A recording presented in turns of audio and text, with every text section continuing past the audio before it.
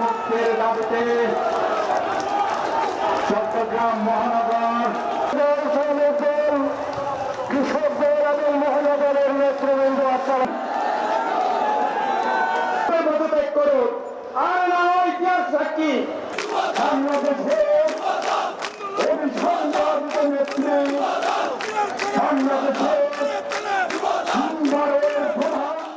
অনেকে বলার চেষ্টা করছে যারা যারা সরাসরি অথবা ইনডাইরেক্টলি এই সরকারের পক্ষে কাজ করছে, তাদের কিছু সংবাদপত্র আছে, তাদের কিছু বুদ্ধিজীবী আছে, তারা একটা কথা বলছে কি জানেন, ওই 28 তারিখ আমাদের বিশাল জনসভা ঢাকাতে গুলি মেরে, গ্রেনেড মেরে, টিয়ার গ্যাস মেরে 20 লক্ষ 30 লক্ষ মানুষের জনসভা ভঙ্গ তারা সেদিন পণ্ড করে দিয়েছিল।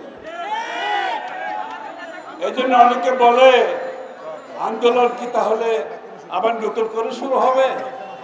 না, আন্দোলন চলমান আছে। ওই গুলি করে, গ্রেনেড মেরে, টিয়ার গ্যাস মেরে জনসভা পণ্ড করলে আন্দোলন বন্ধ হয় না। আর ওই ভোট চুরি করে, দামি নির্বাচন করে কেউ যদি মনে করে আন্দোলন শেষ হয়ে গেছে অথবা বিএনপিকে নতুন করে শুরু করতে হবে, আমি পরিষ্কারভাবে বলছি নতুন করে শুরু করার কিছু নাই, আন্দোলন চলমান আছে।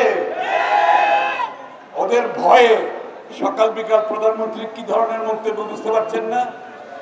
ভয় কাটছে না, কারণ ওরা জানে বাংলাদেশের 95% মানুষ তাদের নির্বাচন বয়কট করেছে, পরবর্তীতে উপজেলা নির্বাচন বয়কট করেছে। তো তারা জানে ওই নির্বাচন করে কোনো লাভ হয়নি, ওই সভা পণ্ড করে কোনো লাভ হয়নি। আবার সভা হবে, আবার মিছিল হবে, আবার লক্ষ জনতা। আমি একটা কথা বলতে চাই, আমি ঢাকায় এই কথাটা বলছি, আবার রিপিট করতেছি। একটা কথা আছে, অন্যায়